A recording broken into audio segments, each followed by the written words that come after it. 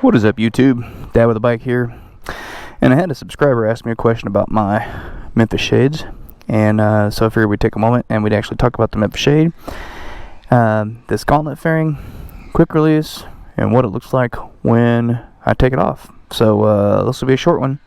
Stick around.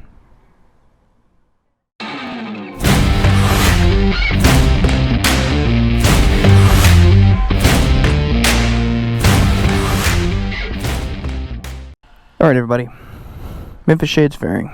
This is the simplest thing ever. So Memphis shades provides this quick release stuff right here, which is pretty easy. You literally take one side, bonk, and then other side, almost fell, other side, bonk, grab it, pulls right off. And we'll set this down. And voila. Let me remove my El Cheapo looking thing here that I used to throw crap in.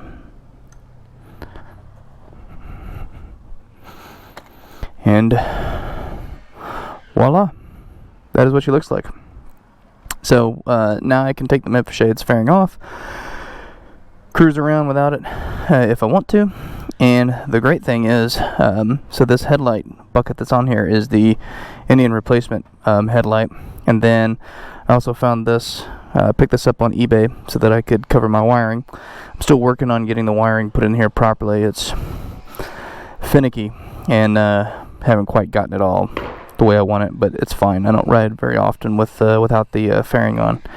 But anyway, that's what she looks like without the fairing. So, works pretty well. That quick release is pretty awesome.